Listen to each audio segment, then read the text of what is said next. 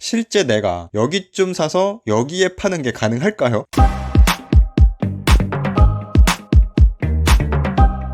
건하이 시청자 여러분 안녕하세요. 부동산 얘기하는 20억 만든 흑수저 건마입니다. 요즘 많은 부부들이 부동산이 계속 올라가지고 본의 아니게 부부싸움을 자주 하게 되는데요. 보통 한쪽은 오를 것 같으니 지금이라도 사놓자 하고 한쪽은 집값 완전 거품이다, 이제 곧 가격 빠지니까 나중에 사자로 많이 싸우거든요. 아무튼 우리 부부가 싸운 이유는 갭 투자 때문인데요. 와이프는 지방의 공시지가 1억 이하 아파트를 사놓자고 하고 있어요. 그렇다면 저는 와이프가 지방에 1억 이하 갭 투자를 하자고 했을 때 어떤 선택을 했을까요? 부부간에 내기까지 걸린 건마 부부의 갭 투자 이야기. 저희 부부 참 특이하죠. 갭 투자로 내기까지 하다니.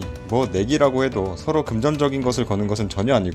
향후에 누구의 정보 분석 능력과 그것을 토대로 누구의 예측력이 더 좋은지, 그 다음 미래에 투자할 일이 생긴다면 분석을 잘한 쪽의 말을 듣기 위한 포석이에요. 아마도 2년 뒤에 투자에 관해서 서로 의견이 대립하게 된다면 이긴 쪽의 말을 더 신뢰하기로 하는 거죠. 이렇게 서로 선의의 경쟁을 하다 보면 좀 더 나은 투자를 해나갈 수 있겠죠. 자, 그럼 와이프가 지방의 공시지가 1억 이하 아파트에 갭 투자를 추가로 하자고 했을 때 과연 저는 어떤 선택을 했을까요? 먼저 지금 부동산 상황을 살펴보면 가을 이사철이 다가오고 있는데 전세는 구하기가 점점 어려워지고 있거든요. 가격이 계속 높아지고 있어요. 전세가가 높아지면 높아질수록 매매가를 밀어 올리게 되거든요. 절대 다수의 임대 물량을 소화하던 다주택자들을 너무 오랫동안 괴롭히고 있는 데다가 신규 공급까지 말려놔서 전세도 구하기 어렵고 집값도 계속 상승하고 있는 추세라 정책이 180도 바뀌지 않는다면 이 추세가 꺾이기는 어렵습니다. 처음에는 사람들이 가장 좋은 것을 선호하거든요. 그래서 가장 비싼 지역으로 몰려가는 거예요. 그렇게 가격이 계속 오르다 보면 어느 순간 심리적 가격 저항선이 생기게 되는데요. 여기를 이 가격까지 주고 살 바에는 주변에 다른 지역을 좀 더 싸게 사는 게 낫겠다 싶어지는 거죠. 그렇게 근처의 다른 지역으로 사람들이 움직이게 되면 가격이 그 지역도 올라가기 시작하고요. 가격이 오르다 보면 또다시 가격 저항선이 생기게 되고 그것보다 저렴한 다른 지역으로 다시 점점 퍼지는 거죠. 이러한 심리로 계속해서 서울이 먼저 오르고 그 다음 수도권이 따라 오르고 그 다음 지방 아파트도 따라 오르고 그렇게 다 오르다 보면 다시 서울이 싸 보이기 시작하거든요. 그러면 다시 서울이 오르고 하는 순환 장세가 펼쳐질 거예요. 글로벌 거시경제가 어쩌고 저쩌고, 지금 금리가 어쩌고 저쩌고, 앞으로 인구 감소가 어쩌고 저쩌고 떠들어도 결국 우리가 살아가려면 집이라는 거주 환경이 반드시 필요하거든요. 이런 상황에 집을 안 사고 버티게 되면 전세가 올라가는 속도를 내가 벌어서 모으는 돈으로는 따라잡지 못하게 되고요. 돈이 부족하면 살고 있는 곳에서 내가 가진 금액에 맞는 점점 안 좋은 곳으로 밀려 나가야 되거나 못다란 금액만큼 보증금을 줄 수가 없으니 그 금액만큼 월세라도 내면서 살아야 되는데 이러면 이럴수록 점점 더 돈을 모으고 불리기가 어려워지게 되는 거예요. 집값이 하락할 것 같은 리스크를 피하려다가 실제 거주 환경에 막대한 타격을 받게 되는 거죠. 그래서 내 집 마련은 본인의 상황이 되는 대로 최대한 빨리 하는 것이 좋은 거예요. 뭐 여기까지는 와이프나 저나 의견이 똑같은데요. 그렇다면 지금이라도 지방의 아파트를 사야 될까요? 집값이 앞으로 폭락할 거라 주장하는 쪽에서 많이 하는 말 중에 하나가 인구가 감소한다, 인구가 줄어들면 더 이상 사줄 사람이 없게 되니 집값이 내려간다는 논리인데요. 이게 인구가 계속 몰리게 되는 서울과 수도권 지역에는 해당이 되지 않는 얘기지만 인구 감소가 해당이 되는 지역에서는 또 완전히 맞는 말이거든요. 그러니까 정말 많은 사람들이 공감도 하는 거고요. 지금 집값 오른다고 아무데나 막 사면 안 되는 이유가 바로 여기에 있어요. 인구가 빠지는 지역에 집 잘못 사면 일본의 위성 도시들처럼 앞으로 영영 가격 복구 못하고 그대로 빈집이 될 수가 있는 겁니다. 저번 영상에서 그래프를 자세히 보신 분들은 어느 정도 눈치를 채셨겠지만 지방 아파트의 가격 변동은 정말 다이나믹한데요. 물량이 그렇게 많은 것이 아니기 때문에 투자자가 들어가면 실수요층까지 반응해서 갑자기 훅 올라갔다가 거짓말처럼 가격이 다시 내려오는 패턴을 보여주거든요. 이게 한두 군데만 그러는 것이 아니라 정말 많은 지방의 아파트들이 비슷한 패턴을 보여주거든요. 지금까지 보여드린 그래프 전부 비슷한 근처에 있는 아파트 가격이 아니고요. 전혀 다른 지역들의 아파트 가격이에요. 지금 올라간다고 더 올라갈 것 같아서 잘못 올라탔다가 하락하기라도 한다면 정말 순식간에 날아가는 거죠. 아직 올라갈 여력이 충분히 있고 지방 아파트에 투자해도 괜찮다는 생각에 투자자들이 계속 몰리고 있는데 지금 다주택자가 공시지가 1억 이하 주택에 투자한다고 해도 얻을 수 있는 이득은 고작 취득세 뿐이거든요. 종부세 계산할 때도 주택수 합산되고요. 팔고 나올 때 발생하는 양도세 계산할 때도 주택수로 다 합산이 돼서 공시지가 1억 이하냐 아니냐 차이 없이 똑같아요. 지방 아파트보다 훨씬 더 안전한 수도권에 비슷한 금액으로 갭 투자할 수 있는 지역이 아직 남아있는데 단지 취득세 조금 아껴보겠다고 저 멀리 있는 지방까지 갈 필요 있을까요? 거기다가 취득세는 나중에 양도세 계산할 때 필요 경비로 처리돼서 빠지는 금액이라 그렇게 무서워할 필요가 없는 세금이에요.